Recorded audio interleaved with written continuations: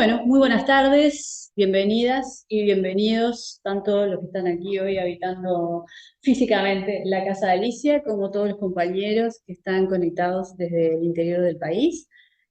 Con la mayoría de ustedes ya nos conocemos, pero corresponde al inicio de la actividad presentarme. Soy Bea Miranda, docente de literatura egresada del Instituto de Profesores Artigas, especialista en Historia del Arte y Patrimonio, y desde el año 2014 por el concurso de proyectos de gestión cultural, tengo el placer, el honor y el desafío de ser la directora de este lugar tan querido para todos quienes somos viejos docentes, la cátedra Alicia Goyena, que ustedes saben que en esta gestión también la conocemos más comúnmente como la Casa de Alicia, ¿no? Metáfora y realidad, ¿no? Porque efectivamente era la casa de Alicia Goyena y una casa además es un lugar donde la gente se encuentra y construye en conjunto, que es lo que está pasando en el día de hoy.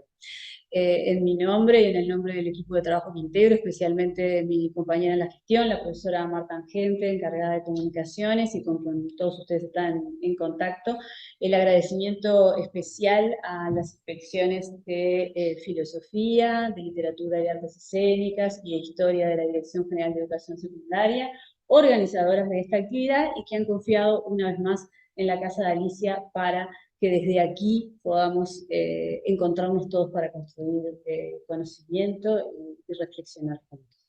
En este caso, mi agradecimiento y mi bienvenida especial a la doctora Inés Moreno, a quien agradezco muchísimo que nos esté acompañando hoy, que sea hoy la protagonista de esta actividad y que, por supuesto, la casa de puertas abiertas siempre para ti, Inés. Muchísimas gracias a todos y ahora vamos a ceder la palabra a las compañeras de las instituciones para que presenten el siguiente. Buenas tardes a todas y todos y a todos los colegas que están virtualmente acompañándonos.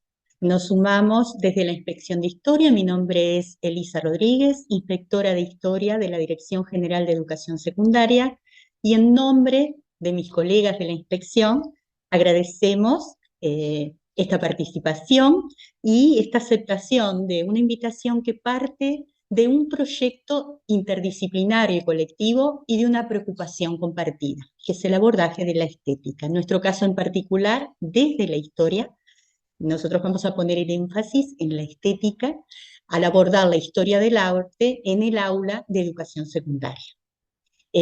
Nos sumamos entonces a las palabras de nuestra colega y bueno, esperemos que esto sea para el disfrute y el crecimiento personal de todos quienes participamos de este ciclo. Muchísimas gracias. Bueno, muy buenas tardes, un placer, muy bien acompañada en lo presencial y en lo virtual. Contentísima, muy agradecida a los colegas y las colegas que han tomado la iniciativa, en especial a la Inspección de Filosofía, que fue quien nos dio el puntapié inicial, y nosotras, que tenemos el sí fácil, nos prendimos. La preocupación sobre la estética contemporánea realmente es un tema que nos convoca mucho, sabiendo que ética también está dentro de la palabra estética. Bueno, ya vamos a escuchar a los expertos y a las expertas, nos van a deleitar con sus intervenciones. Soy María José Larre Borges, inspectora de literatura y artes escénicas, de secundaria también. Y bueno, la intervención que será el próximo lunes desde nuestra inspección versará sobre la figura de una poeta muy peculiar, uruguaya, que se llamó Alcira Sus Scafo.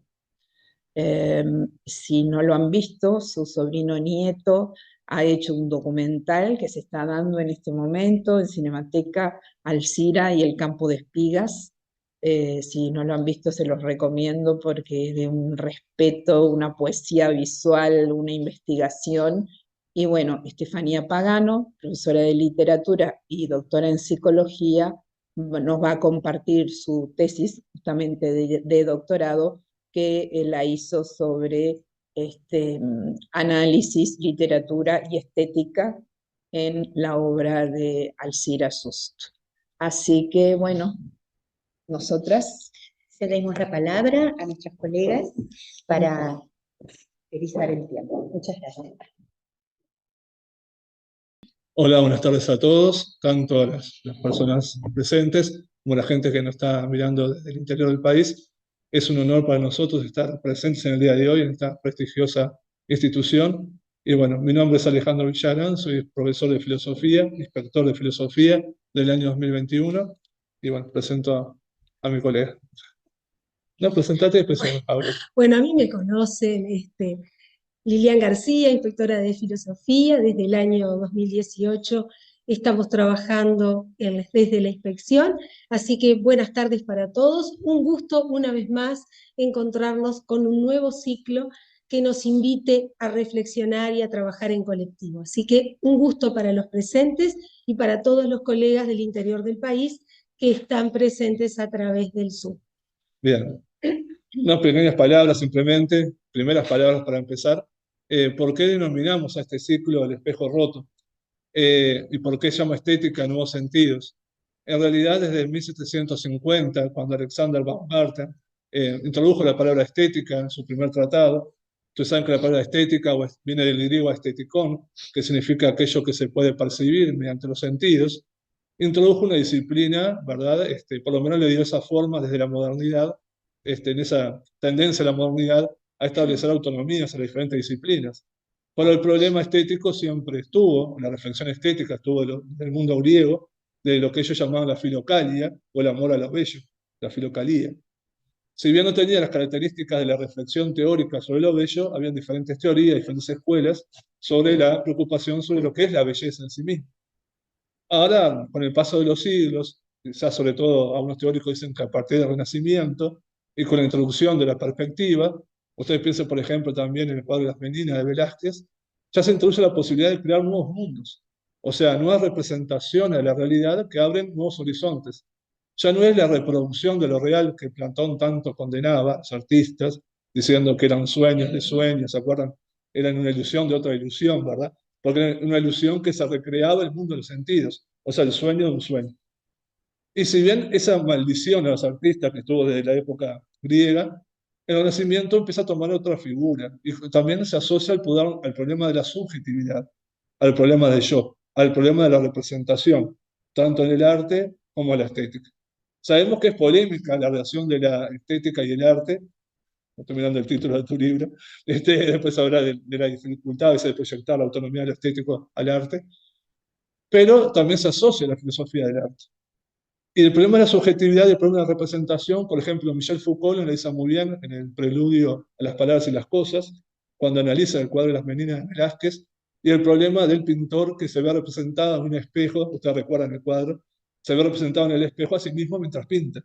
Ahí está el fenómeno también de la constitución de la subjetividad a través de la representación, esa búsqueda también de establecer la propia identidad a través de la reflexión racional y también de la artística.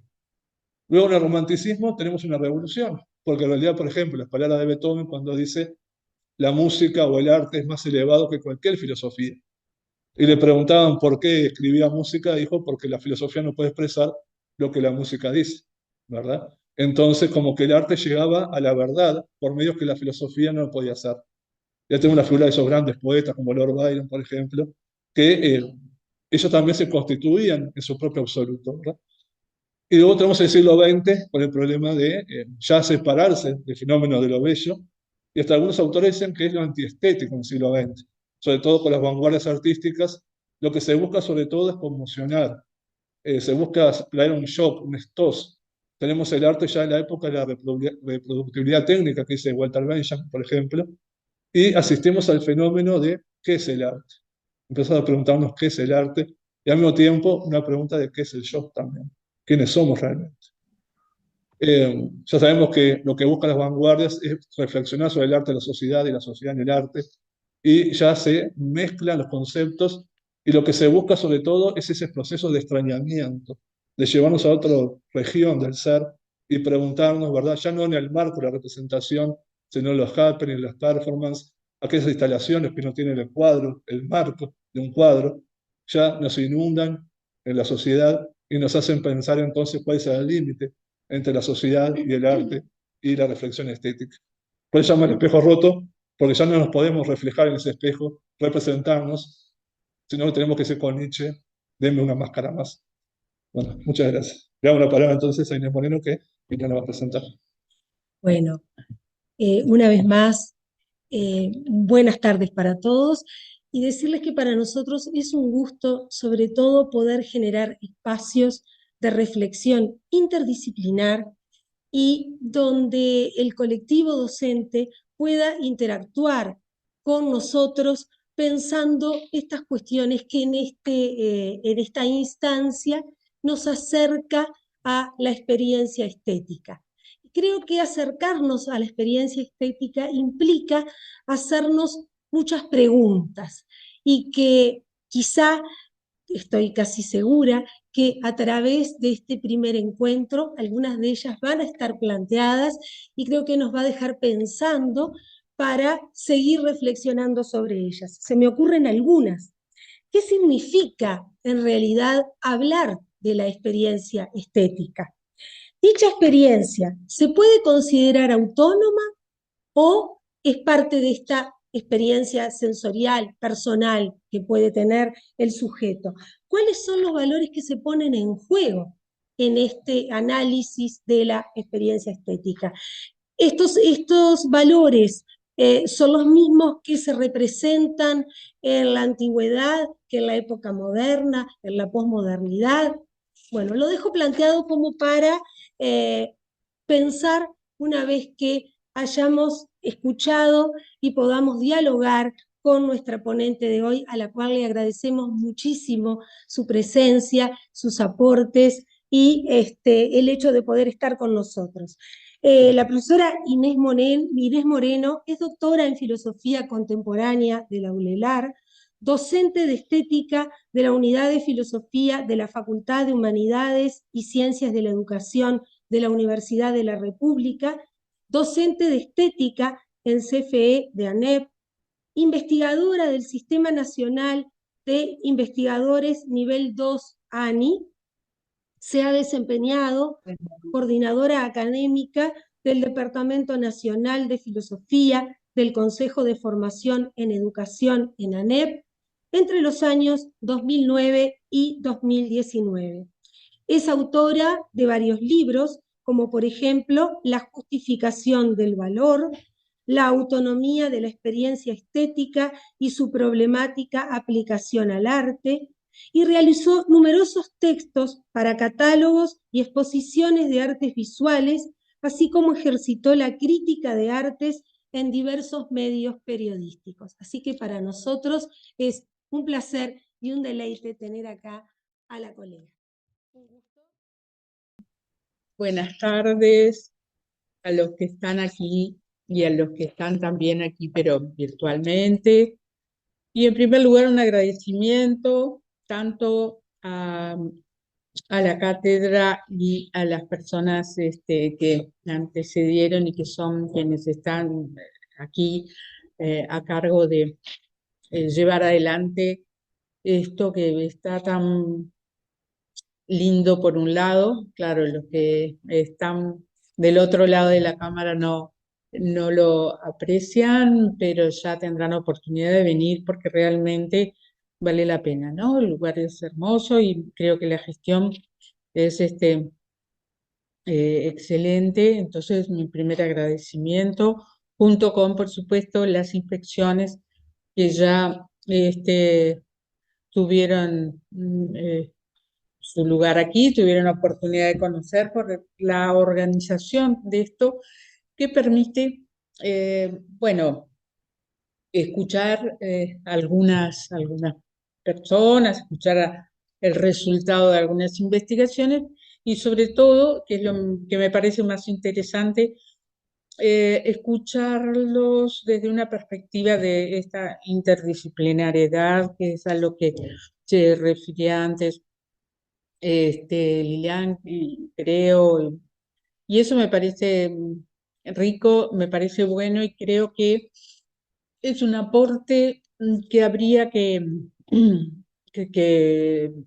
subrayar y, digamos, y seguir en ese camino para nuevos enfoques en la enseñanza y en particular en general y en particular en la de enseñanza secundaria, ¿no? Donde eso de las asignaturas, esa enorme cantidad de asignaturas que tienen, parecen todas ellas compartimentos estancos. Yo me acuerdo que me decían cuando yo daba clases en secundaria ya desde hace muchos años, y pasa que me decían, no, pero esto lo damos tal cosa, esto lo damos en otra materia, ¿no? Decían, y cosas así, había como, bueno, una especie de molde para cada una de las asignaturas, y, y eso no es nada bueno ni deseable, sino que lo que habría que ver es cómo se construye ese saber, que, en el que, por cierto, que todo tiene que ver con todo, ¿no? La física, la historia, la química, y la filosofía. Quizá, y en ese sentido, no sé si tendré razón o no, pero tengo por lo menos algunos fundamentos, no lo voy a desarrollar ahora, pero creo que es justamente la filosofía la que podría funcionar allí como la gran articuladora de todos los saberes, al fin de cuentas, porque precisamente las diferentes disciplinas de la filosofía son el reflejo de la reflexión respecto de distintos ámbitos de saber, como es la epistemología respecto de la ciencia, o la lógica y su vínculo con las matemáticas, o la estética y su relación con la historia del arte y la historia en general, la historia de la filosofía, lo mismo. Es decir, creo que hay allí una especie como de gran misión de la filosofía para poder ¿no? Hacer posible esa articulación y que nuestros estudiantes, nuestros alumnos vean que precisamente este, tienen allí en cada una de esas visiones o presentaciones de sus docentes una perspectiva, pero del mismo asunto, ¿no? Que es la historia de la humanidad y en todos sus aspectos. Bien, en esta breve charla en la que me toca exponer a mí, lo que quería presentar es uno de los temas que para mí han sido de interés, incluso son como, lo decían antes, es el título de una de mis publicaciones, y que tiene que ver con esto que llamamos la autonomía de la experiencia estética, que ha sido identificada en algún momento, ¿no? Con el arte, implícitamente desde la antigüedad, explícitamente recién desde el siglo XVIII, cuando aparecen las grandes teorías, la teoría estética, ¿no? Fue mencionada por Alejandro la obra de Baumgarten, que fue precisamente quien da nombre a la disciplina, y es recién allí, en el siglo XVIII, en donde, cuando digo, formalmente y explícitamente se une eso que es la búsqueda de la belleza, la experiencia estética con el arte, que ha estado unido desde la antigüedad, seguramente, pero nunca expresado en una teoría articulada, sistemática, como lo es en el siglo XVIII. No solamente parte digamos, en el ámbito alemán o continental, sino también y muy especialmente entre el empirismo británico. Ha surgido, ¿no? En este momento una nueva perspectiva, para la gnoseología en general, pero que tiene su repercusión en la concepción estética. Y es esto de considerar a la belleza ya no como una característica, una cualidad, un cierto rasgo que hace que los objetos sean valiosos y sean considerados obras de arte, ¿no?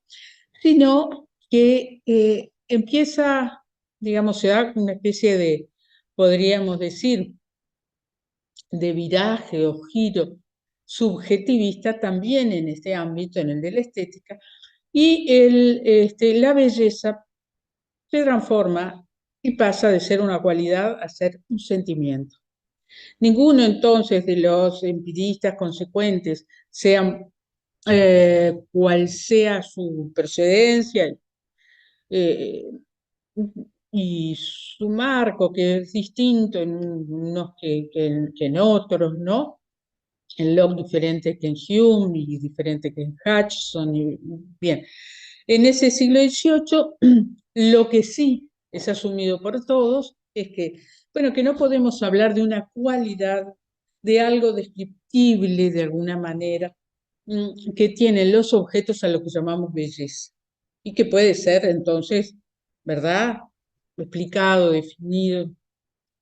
Y esto es raro porque evidentemente esto es un quiebre, esto es una novedad, porque durante la historia entera, si bien ha habido manifestaciones de algunos de este asunto en este sentido, en general, y podríamos decir, el gran paradigma occidental que ha acompañado el desarrollo del clasicismo griego y renacentista, digamos, ha sido el de buscar aquello que hace que las obras de arte sean tan admirables y sean apreciadas y que, bueno, cae bajo el término de belleza. Y así se ha hablado de la armonía, de las proporciones, del ritmo, de una serie de elementos que son elementos objetivos. Y se ha buscado cuáles sean estos con bastante, no con demasiado éxito, siempre parecía insuficiente. El siglo XVIII es como que allí, en ese momento de la denominada modernidad, podríamos decir, es el momento en el que, bueno, se vuelve evidente especie de escepticismo, no solo frente al conocimiento, sino también frente a la estética, y aparecen algunas categorías estéticas sugerentes de esto, como el qué sé yo, el no sé qué. Esto, entre comillas, ha sido expresado como aquello que produce un deleite estético, pero que no puede ser descrito. Eso en el ámbito francés.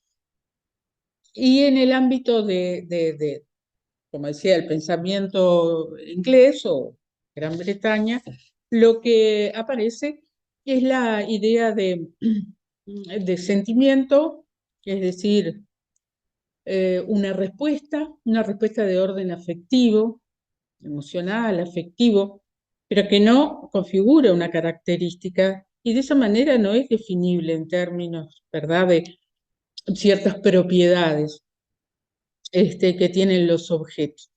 Y eso que Hume rechaza como esa especie de especulación metafísica también está aplicada a la estética, y bueno, y en todo caso se puede hablar de un sentimiento, podemos hablar de ello, pero que es un sentimiento que experimentan, y acá viene otra noción, otra categoría estética que es propia también del siglo XVIII, aunque digamos que hay indicios de que existe que hay una historia atrás, algunos casos, incluso siglos atrás, de mención a esto, pero que nunca se ha desarrollado tanto como en el siglo XVIII, y que es la categoría de gusto. Tanto que, habiendo nacido en ese contexto del pensamiento británico, como ustedes saben, es retomada por Kant, y en la tercera crítica de Kant lo que hace es una reflexión, por lo menos en toda su primera parte, respecto del juicio de gusto, como él lo llama, y el juicio de gusto es nada más ni nada menos que el juicio que expresa la belleza. Esto es bello, es un juicio de gusto, y así es denominado por Kant. Siguiendo esa tradición, digamos, del pensamiento, como les decía, británico, de algún modo más fiel a ellos que a la propia tradición germánica, digamos, de la propia tradición en el ámbito alemán, en donde se habla no de gusto, sino de experiencia estética, ¿no? Justamente allí es donde surge, como decía antes, la denominación de la disciplina. Entonces, aquí lo que hay aquí es la emergencia. No voy a entrar en muchos detalles porque tampoco el tiempo no da, pero se puede hacer una investigación. Es lo que yo hice, de hecho, en este libro, una investigación de cómo surge esta idea de experiencia estética y además atada ¿a qué? A la autonomía. Es decir, cuando se habla de experiencia estética, de la experiencia de lo bello en el arte, en particular, se habla de de un sentimiento que es un sentimiento sui generis. No es cualquier tipo de placer, no es cualquier tipo de experiencia satisfactoria, sino que tiene algo especial. Uno de los autores pioneros de esto, que se llama Joseph Addison, también en el siglo XVIII, anterior a Hume y a Hutchison, y a todos estos conocidos empiristas, ¿no? Hablaba de los placeres de la imaginación. Quizá fue el primero de hablar de estos en términos subjetivistas, ¿no? ¿Sí? La belleza como un placer. Y de la imaginación es una necesidad de darle un cierto carácter a esa experiencia que no tenga el carácter de lo placentero que tiene, bueno, la experiencia en, yo qué sé, comer un chocolate, ¿no? O cosas por el estilo. Entonces allí hay involucrado algo que hace que la experiencia en la belleza sea peculiar. Claro que no está descrito porque es de las cosas más difíciles, descrito, digamos, determinado, porque es de las cosas más difíciles de determinar, pero es en nombre de esto en que se empieza a hablar de la belleza y la belleza del arte. Y es el nombre de esto que se asocia la belleza al arte, como decía antes, en términos explícitos, aunque haya estado implícitamente asociada desde, desde siglo V antes de Cristo, por lo menos, o sexto. Entonces, ¿qué es lo que esto quiere decir? Bueno, esto quiere decir que empieza a verse algo así como la especificidad de lo artístico, la especificidad de los productos artísticos y de la actividad de los artistas, etcétera, como la producción de una de la posibilidad de una experiencia de ese no sé qué, y que es de algún modo autosuficiente, ¿no? Autosuficiente, autónomo, específico, son todos términos que se asocian a la experiencia estética, a la idea de lo bello y su definición. Y si esto es discutible, que estoy, bueno, sintetizando todo lo que puedo, eso que es lo que está en el libro y lo que yo también he investigado y sigo, digamos, de alguna manera, ¿no? Entonces digo, si es esa idea de autonomía que, repito, es una idea muy influyente, no solamente en el contexto de la estética y el arte del siglo XVIII, sino para adelante, en el XIX, incluso en el XX. Vanguardias artísticas, no todas, porque hay una diversidad enorme en eso que decimos la vanguardia del siglo XX, reúne cosas muy distintas, muy diferentes, es difícil hacer descripciones globalizadoras de todo el arte del siglo XX, toda la vanguardia. Siempre vamos a tener, no, pero esto no encaja dentro de esta clasificación, etc. Entonces digo, hay vanguardias, ¿no? No todas, pero algunas de ellas, que proclaman, y esta es su gran bandera, en eso que ha sido algo así como la lucha de ciertos, la lucha de ciertas, de diferentes doctrinas respecto de lo que el arte sea, de lo que el arte deba ser, etcétera, que ha sido el siglo XX. Bueno, ciertas, algunas de esas doctrinas, algunos de esos manifiestos o algunas de esas poéticas, que levantan la bandera de la, por ejemplo, de la pintura pura, de la poesía pura. La pureza es eso, la defensa de la autonomía de los lenguajes artísticos, sea en el orden de la pintura, de la poesía o del que sea. En defensa, por ejemplo, de los lenguajes, qué sé yo, abstractos, en el caso de la pintura, incluso de la escultura, en la medida en la cual la ausencia de elementos figurativos, la ausencia de un tema, de un objeto, hace que se atienda a lo que tiene la pintura de específico, de propiamente pictórico. Yo no cuento una historia con el cuadro, porque la historia la cuentan, las historias pertenecen a otro tipo de lenguaje, al literario, digamos, narrativo. Los cuadros son pintura, y la pintura, en tanto es expresada en el lenguaje que le es propio y específico, entonces no debe contar historias, ¿sí? En defensa de la pintura pura, por ejemplo. Esa de la poesía pura también un poco se está en contra, se coloca en esta postura, ¿no? En contra del contenido semántico de las palabras, y bueno, ya sé que se entienda la poesía como un juego rítmico, o juego del tipo que sea, en el que aparecen, ¿no? Las palabras, si usted quiere, pero en otro papel distinto que en el lenguaje informativo, que en el lenguaje científico o cotidiano. ¿Sí? Quitándole su contenido para mostrar qué cosas, precisamente algo así como la especificidad de la poesía, lo propio de la poesía, lo que es, en ese sentido goza de cierta autonomía.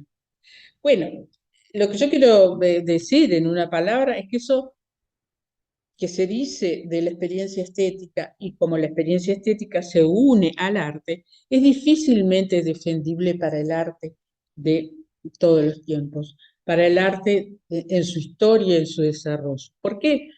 Porque el arte, particularmente las artes visuales, son la historia de la contaminación permanente respecto de contextos culturales, de contextos sociales, de lo que podríamos llamar constituyen las demandas en cada uno de los momentos históricos, ¿no? En que se desarrolla que podemos identificar en el desarrollo de la historia de la humanidad.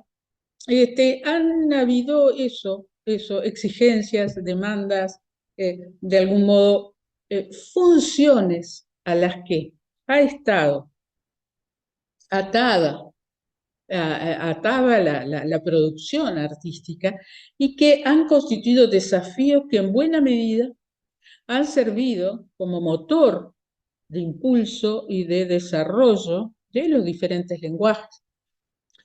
Sean, digamos, demandas de diferentes tipos, demandas de orden social, demandas de orden político, demandas de orden religioso, es decir, que la imagen sirviera para, ¿no? Para todas estas finalidades que son los que constituyen esas especies de nichos en la historia en donde el arte va a colocarse para servir, para desempeñar, para algo que está muy atado y muy vinculado a otros factores y a otros órdenes de diferente naturaleza. ¿Se entiende? Es decir, creo, y eso lo digo en términos generales, pero habría que ir particularmente mirar un poco cómo ha sido el desarrollo de la historia del arte, y digo con especial énfasis en las artes visuales, que esto es indiscutible. De ahí que también el hecho del reconocimiento del arte como tal, de algo a lo que le llamamos arte, sea un fenómeno también eminentemente social, histórico, responde a los contextos, a los diferentes contextos en los que se desarrolla. Así le llamamos arte el, a la pintura en la piedra que tiene, no sé, que data del 40.000 antes de Cristo, y también a la Virgen románica, y también a la máscara africana, o a un objeto cualquiera, o a un cuadro de Leonardo da Vinci. Todo eso cae, digamos, bajo la denominación, el rótulo, el concepto, obra de arte, y cualquiera de esas cosas, ¿no? Si nos ponemos a ver, son tan diferentes, tan disímiles, que solamente son explicables como, bueno, arte, en la medida en que podemos acceder a los contextos, esos sociales y culturales en los cuales recibe esa denominación. Si queremos hacer algo así como una especie de hilo conductor, ¿no? Que se desarrolle desde digamos, el dibujo o la pintura en la piedra de la caverna del bisonte hasta una, una eh, obra de arte, artes visuales me refiero, contemporánea, ¿no? De una instalación X. Bueno, esa tarea es una tarea imposible porque no hay algo así como el desarrollo de una especie de esencia o cosa que el arte sea en sí mismo y por sí mismo, y que luego vaya adquiriendo distintas maneras. Esta es una historia que no es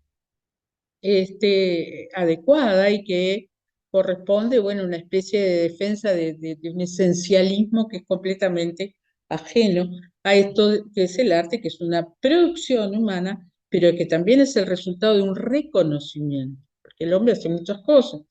Se reconocen en determinados contextos como arte cosas muy distintas, y también se le llama de maneras muy distintas.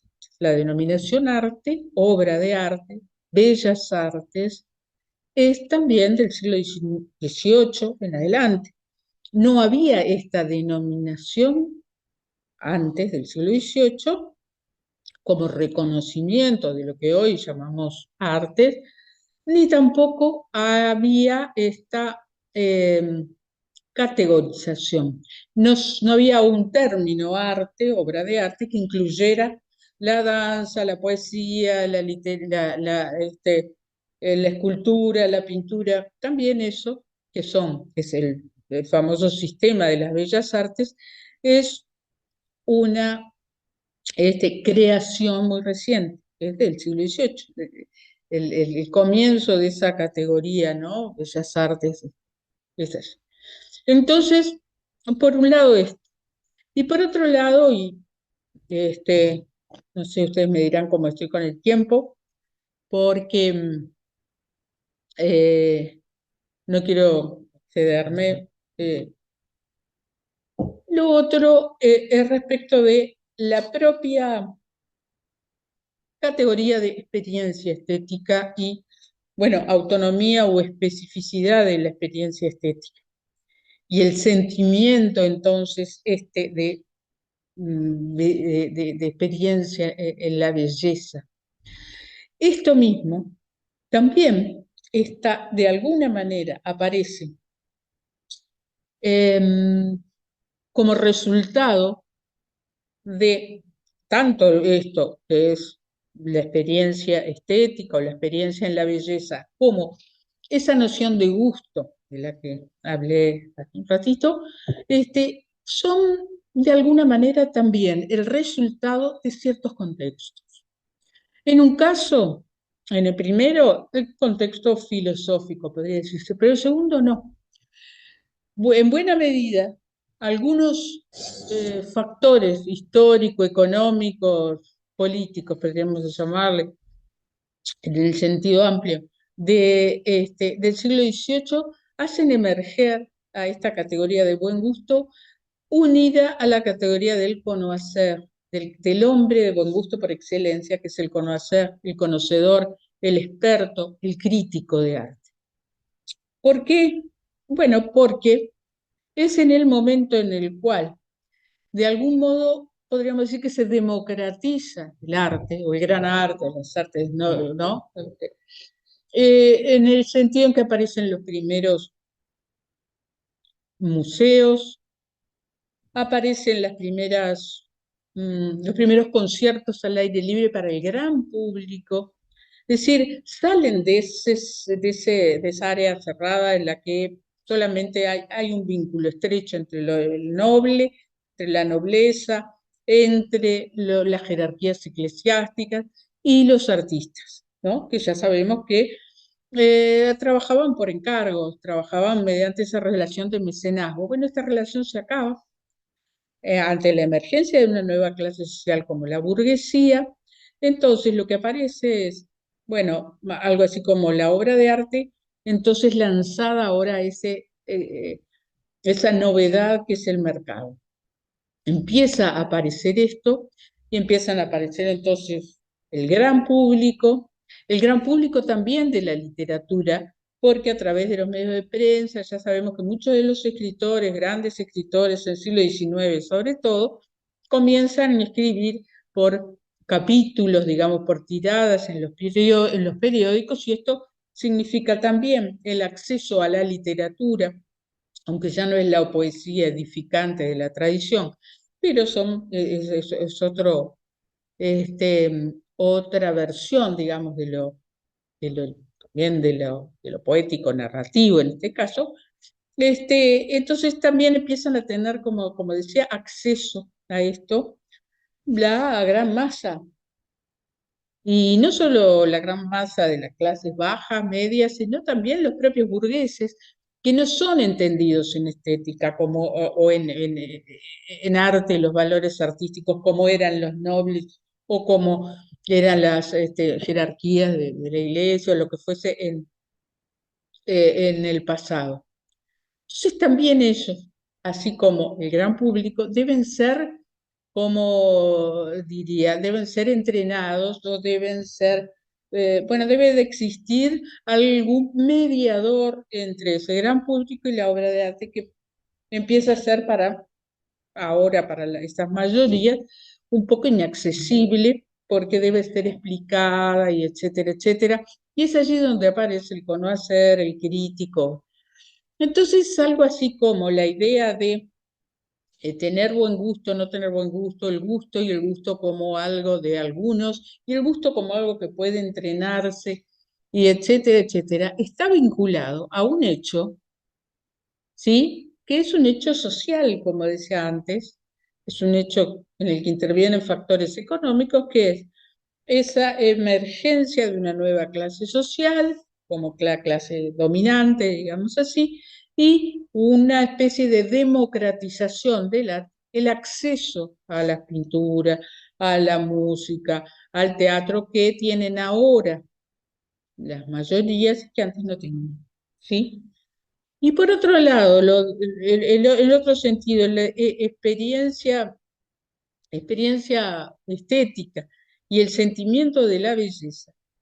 Vean que y también lo tengo que sintetizar, pero en el fondo de o en el origen de esta cuestión, se encuentra algo así como la defensa de qué? De los sentimientos desinteresados de los. Y tiene como fundamento, como punto de partida, es decir, una preocupación que no es estética, una preocupación que es la preocupación, bueno, para irnos casi en el fundamento, digamos, o en las raíces, si se quiere, históricas en este contexto del pensamiento británico, en la discusión entre los platonistas, podríamos así decir, de Cambridge, y Shaftesbury en particular, con esa concepción, que defienden, por cierto, un punto de vista que es platónico, que en ese sentido defiende que la existencia de ciertos sentimientos nobles y desinteresados del hombre que forman parte de su propia naturaleza. ¿Frente o contra quién? ¿O qué tesis? Bueno, las tesis del egoísmo implícito en lo humano y las tesis de Hobbes del hombre como el lobo del hombre. Se oponen a Hobbes, discuten a Hobbes y argumentan que el hombre es capaz de tener actos de sentimientos y con ello actos desinteresados en el orden de su conducta moral o en el orden ético. Pero también, y esto es más que, bueno, consideran que más intuitivo, más demostrativo en el sentido de apelar a algo que puede verse más fácilmente y es, vean el interés de los hombres por la belleza. La belleza no tiene ningún fin ulterior, sino el satisfacerse en ella misma. Esto demuestra también este carácter, ¿no?, de lo humano que no está atado a intereses ulteriores, etc. El desinterés, entonces, en la belleza, y este es uno de los rasgos que en la crítica del juicio Kant maneja como definitoria, uno de los rasgos definitorios o caracterizadores del juicio de gusto es el desinterés. Y bueno, tiene una historia ese desinterés que nace precisamente allí o que aparece explícitamente formulado entre los empiristas ingleses y es seguida por Kant, pero que su preocupación en aquellos que iniciaron, ¿no?, esto es una preocupación del orden ético, es decir, como defensa de aquello que el hombre persigue sin ninguna, digamos, sin buscar una recompensa, sin buscar un fin, sin perseguir un fin de provecho, ¿no?, ulterior, o sea, por sí mismo y en sí mismo, completamente en ese sentido autónomo, ¿verdad? No por otra cosa, no para otra cosa, sino como un fin en sí mismo, el perseguir la belleza. Luego de ahí pasaríamos a perseguir el bien, como otro de los rasgos de eso que define al hombre y, y que no es guiado por su egoísmo intrínseco. Bueno, yo quedaría por acá, no sé, creo que ya ocupé el tiempo. Y bueno, las preguntas que tengan para hacerme, ya sea oralmente o por escrito en el chat, bienvenidas. Tenemos un ratito para eso, ¿no?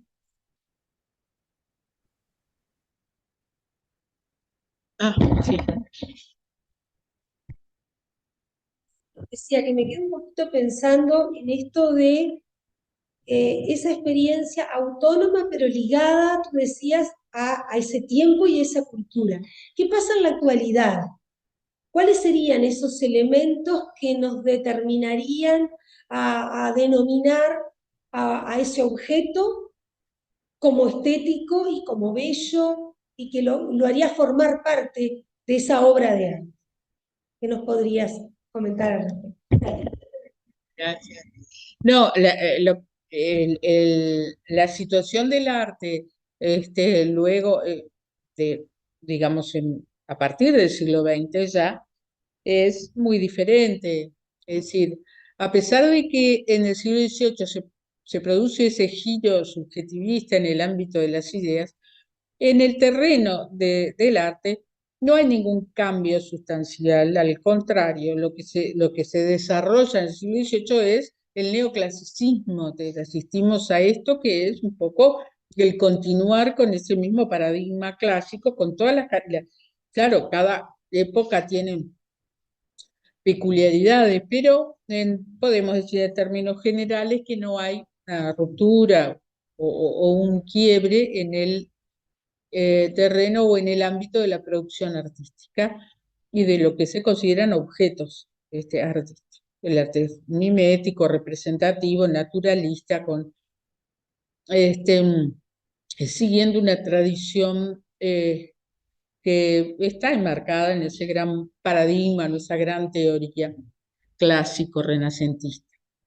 Pero en el siglo XX, bueno, y a comienzos del XX hay una ruptura, sí, en primer lugar con la belleza.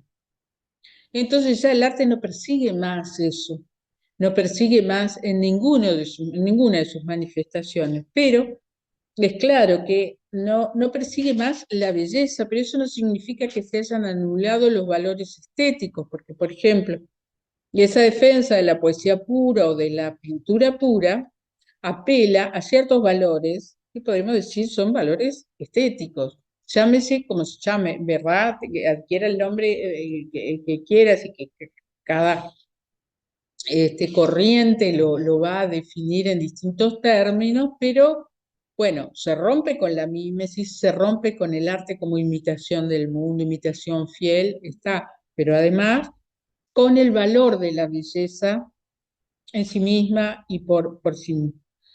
De la belleza como gratificación, como, digamos, con esa especie de sensación frívola de belleza que podríamos decir los vanguardistas endilgan a ese pasado. Ahora, valores estéticos, sin duda que en esas propuestas abstraccionistas, o bueno, o filoabstraccionistas, como puede ser el cubismo, etcétera, hay una apuesta a ciertos valores y reconocimientos estéticos. Pero lo que desaparece de escena es la palabra belleza. Y luego en otra ruptura todavía más ya dramática, digamos así, que es en los 60, se rompe con los valores estéticos. Y lo que aparece es una forma de arte, al menos institucionalmente reconocida, como arte conceptual, en donde sí, lo estético casi no tiene lugar, sino, ¿qué cosa? Bueno, la idea o el concepto que está detrás para la construcción de esto que podemos llamar instalación, performance, como se quiera, a esas formas de arte contemporáneo que heredan un poco esto, ¿no? Que forman parte de esta nueva manera de concebir y considerar el arte, que nada tiene que ver con el cuadro, con la pintura, ¿verdad? Con esto tradicional que de algún modo, no solamente hasta el siglo XX, sino hasta mediados del siglo XX, o sea, a los 50 o los 60, fíjense que la última gran vanguardia tradicional, entre comillas, en Estados Unidos es el expresionismo abstracto. Y esto es en los 50, 40 hasta 50. Entonces, pero luego esto es de algún modo desplazado por lo que se conoce allí, en ese contexto, el arte pop y el arte conceptual, que es lo que en este momento en el mundo contemporáneo recibe, bueno, la atención. No vamos a ver en una bienal, en una documenta contemporánea, nadie que presente una pintura, porque, digamos, está fuera de ese contexto, que es el contexto de aceptación, definición, valoración o apreciación, que en este momento, bueno, dejan completamente de lado la experiencia estética, no interesa eso, y con ello la belleza. Entonces, bueno, no sé si fue clara la...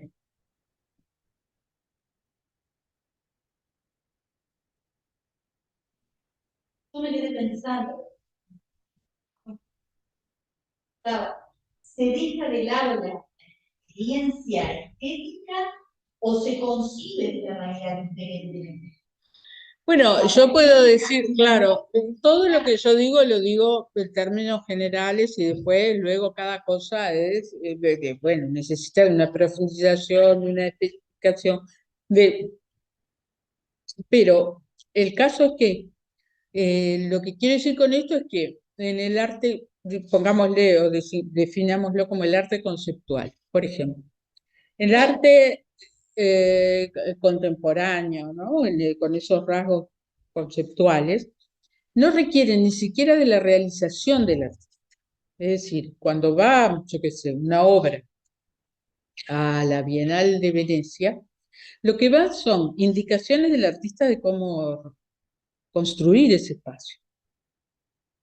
Entonces hay un abismo, porque yo incluso, porque con esas indicaciones, ¿qué implica? Implica que yo puedo describir la obra sin residuos. La primera obra o de las primeras emblemáticamente hablando, conceptuales de los 60 es de Kossuth. Kossuth hace una obra que se llama Silla, no se llama, pero es una silla plegable de madera, una fotografía de una silla al lado y una definición de diccionario, ¿no? Ampliada al lado. Bueno, esa obra de Kossuth, es una obra conceptual, es de las primeras obras conceptuales y tiene un fondo que es el de, bueno, podríamos decir una implicancia en la representación de carácter lingüístico, de carácter, en su carácter de imagen, y en qué medida, ¿no?, la imagen representa más, la imagen fotográfica, que la definición, o la definición desde el punto de vista lingüístico es más. Esa discusión podría formar parte de esta propuesta, que es una discusión teórico-conceptual. Y yo no le agrego ni le quito. Si la silla es plegable, de madera, una silla de plástico, es decir, el elemento estético, visual, no le pone ni le quita absolutamente nada a la obra, en la medida en que yo la puedo describir como la describí recién, y no quedan residuos. En cambio, vaya uno a describir, yo qué sé, los girasoles de Van Gogh. Imposible hacerlo, ¿se entiende? Porque yo puedo decir, sí, hay un jarrón de tal color y hay girasoles, pero en la perra vida ustedes van a poder hacerse en la cabeza una imagen que siquiera se asemeje a eso. Lo mismo con, yo que sé, si elijo un cuadro de Juan Gris o de quien sea, ¿verdad? O de Pollock. Pues decir así, tiene los chorretes, es imposible describirlo. En cambio, una obra como la que acabo de citar yo, que es la de Kossuth, o el último envío del Uruguay a Venecia, se puede explicar, se puede detallar, se puede describir y se va a asemejar muchísimo. Casi no van a quedar, como decía antes, residuos. Y eso significa que lo estético no cuenta, más bien cuenta una propuesta que le da sentido, que le da valor, pero desde el orden conceptual, teórico, que alude a determinada cosa, no importa la que sea, pero desde una reflexión que apela a lo conceptual más que a la respuesta sensorial estética. No sé si está...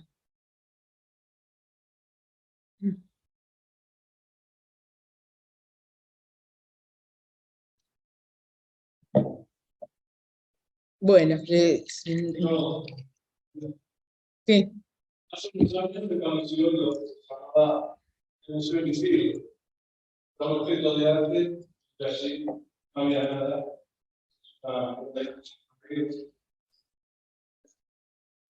Inclusive la vendió. Interesante lo que es un objeto de arte que prohíbe esta instalación. Y la descripción del autor. Aquí hay una obra, y la probabilidad son.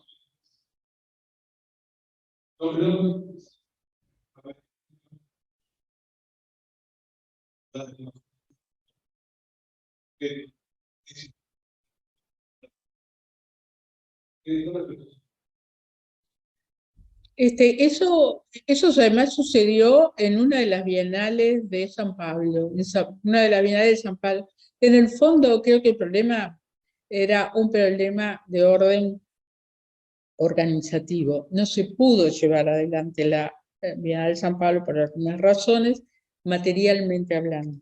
Entonces hicieron un gran invento que solamente podía tener lugar en el contexto contemporáneo y era la ausencia de obras, el espacio vacío. Así fue denominada. Entonces, en esa Bienal en San Pablo, hace unos cuantos años ya, pero no tantos, habría que fijarse bien qué año fue, lo que tenía acceso el público era al archivo, ¿no? A lo que podríamos decir son las bibliotecas, pero en el gran salón, los enormes salones que está allí al lado del parque, que son destinados a eso, todas esas plantas, primera, por lo menos la primera planta, era un gran espacio vacío, y así se llamó de esta bienal. O sea que es claro que sí, que se puede, desde ese punto de vista, por lo que acabo de decir, porque lo perceptivo no importa, sino lo conceptual. Entonces, puedo concebir el espacio vacío, y sí, bueno, es por un lado. Y por otro lado, el lugar que tiene, porque vos me dijiste, vos decís eso y eso no es secundario, se vendió, sí, porque el mercado se regula por, bueno, por esos mecanismos, ¿no?, que tienen de cotización. Y la cotización no tiene que ver directamente, ni tiene por qué tener que ver con las calidades, sino simplemente alcanza con instalarse. Bueno, para eso viene bien la lectura de Bourdieu y su teoría de los campos, y en particular las reglas del arte, que lo enmarcan dentro de un campo, es decir, esas tensiones que se dan en el campo económico son clarísimas, pero también se aplican, bueno, el valor de mercado de algo, pero también se aplica al arte. Tiene un valor de mercado y bueno, y va acumulando en base a qué, en base a los accionistas, cómo cotiza algo, independientemente de su valor como objeto de arte. También puede pasar en la moda, ¿no? Empieza a cotizar a alguien, un diseñador o una marca, y no importan las calidades, sino que esa marca es una marca que cotiza en el mercado. Todos conocieron, todos saben, ¿se acuerdan? El fenómeno inmobiliario, la burbuja inmobiliaria era eso. No se estaba vendiendo nada, pero cada vez estaban más infladas esas nada, que eran propiedades o quién sabe qué entidades, y qué, ¿verdad? Sí. Y entonces, bueno, se puede cotizar el espacio vacío, se puede cotizar un montón de basura, se puede, ¿verdad? Porque hay obras de arte que no son nada más que eso. Se puede cotizar, pero se cotiza por mecanismos que son mecanismos de carácter económico, que nada tienen que ver entonces con esas cualidades que podríamos asociar a la obra de arte, pero que pertenecen a un periodo que podríamos decir es anterior al mediados del siglo XX. No es del todo ajeno a las vanguardias, pero es completamente ajeno al mundo contemporáneo, ¿no? No sé si responde o esto.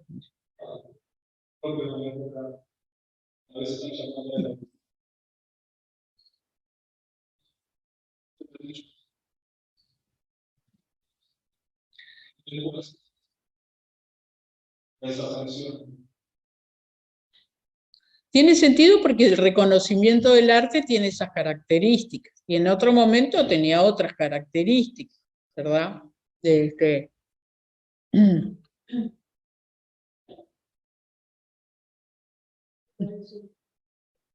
Sí. Entonces, el arte Bueno, sí, también el arte del siglo XX se saca de arriba la técnica en algún sentido, porque el arte, digamos, en esa concepción clásico renacentista, está asociado el arte, y el término, incluso el origen del término, arte es tecné, cuando arte no quería decir arte, sino tecné. Digamos, si nosotros tenemos la traducción en un texto griego, leemos tecné, lo traducimos por arte. Y si leemos un texto antiguo, digo, ¿no? Griego, vamos a ver que dice el arte en un término completamente distinto al que lo usamos hoy. Dice, el arte de la auriga, el arte del médico, el arte el arte del poeta y el arte del zapatero. Arte es un conjunto de un conocimiento teórico práctico que permite producir cierta cosa o desarrollar, ¿no? cierta profesión, digamos, pero siempre está asociado a un conjunto de conocimientos. Por lo tanto, es un saber hacer. ¿Sí? Un saber curar, un saber dirigir ejércitos, un saber hacer esculturas. Y esa tradición esa tradición, digamos, se heredó, y así también se siguió concibiendo el hacer esculturas o pintura o lo que fuese, hasta el siglo XIX.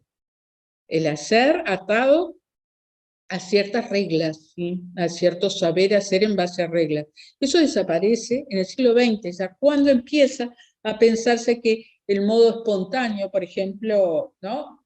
Digamos, sería muy frívolo y no estaría bien tampoco decir que simplemente Pollock lo que hace es chorretear pintura. Bueno, no, hay algo allí de interesante en su obra que nos, bueno, remite a ciertos procedimientos, pero nada tiene que ver con una técnica.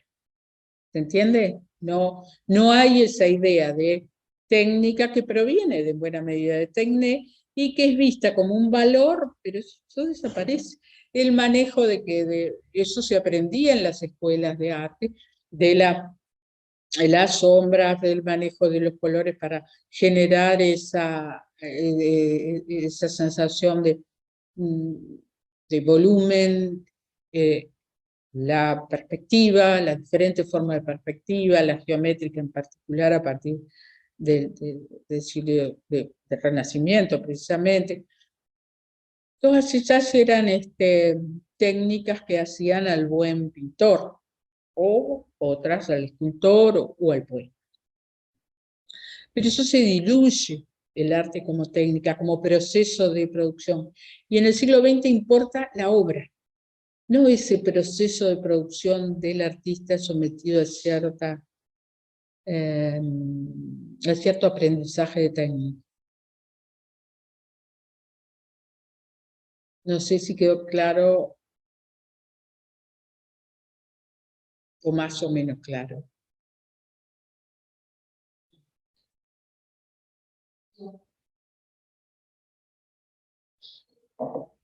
De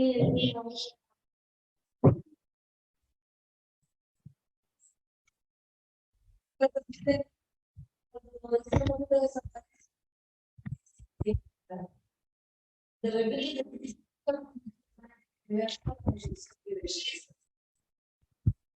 la cosa de movilizar, de que el arte nos moviliza, ¿no?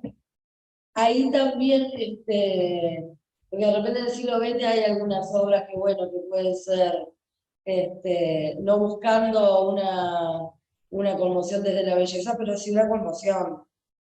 Ahí, ¿cómo se definiría? O estamos hablando de otra cosa que no sería experiencia estética.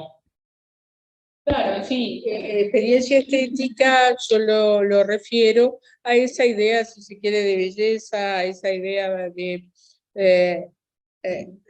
asociado a que a una satisfacción, a un placer, a una experiencia gratificante que me proporciona alguna forma allí, colores, formas o sonidos, ¿no?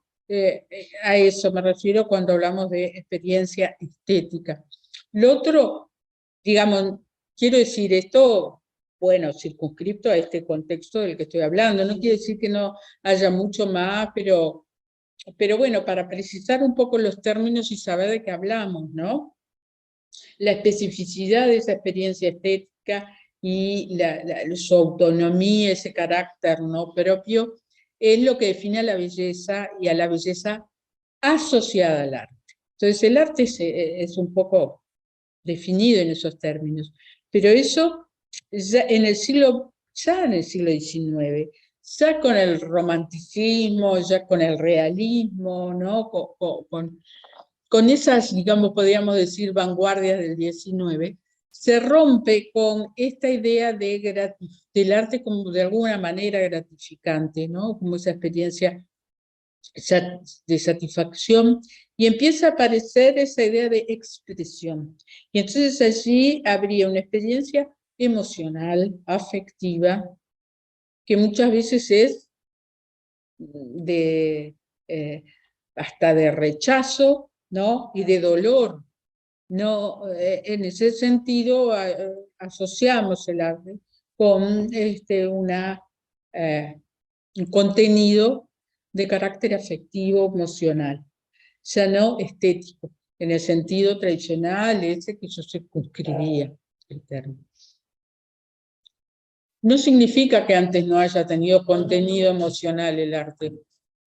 Sí, siempre lo tuvo, pero poner el acento en esto por sobre el otro, como aquello que es, no sé, esa imagen, una imagen desgarradora, que introducen muchos románticos, ¿no? Ya en el siglo XIX, o realistas, ¿no? En el orden del arte social, más comprometido con cierta...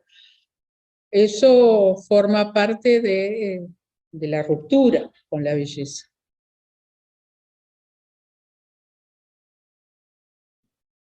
Por supuesto que de todo esto se puede decir muchísimo más, pero en lo que nos permite este espacio, bueno, espero que haya quedado más o menos claro lo poquito que pude expresarles, y bueno, les agradezco mucho su presencia y el escucharme y verme para todos los que están conectados. Y por supuesto que a ustedes nuevamente, muchas gracias. No, gracias a ti, ha sido un placer poder compartir este tiempo con nosotros, hemos aprendido mucho y creo que nos quedamos pensando en una cantidad de aspectos que de pronto están allí y que no hemos tenido oportunidades de dialogar con el colectivo docente desde hace un tiempo. Nos parecía que era un debe el hecho de volver a poner en discusión, en análisis, el tema de la estética, que está un poco como disciplina, como dimensión filosófica un tanto abandonada, hace un tiempo que nos parecía esto, y que queríamos traerla, volver a pensar en ella, hacer este recorrido como se pudo hacer histórico, pensando en estos aspectos que a veces los tenemos incorporados y otras veces no tantos, y nos hacen pensar para seguir estudiando. Así que, una vez más, en nombre de todas las inspecciones, de los profesores que están aquí y de los que están a través del Zoom, te agradecemos muchísimo que hayas dedicado tu tiempo para compartirlo con nosotros. A las órdenes. Así que, gracias.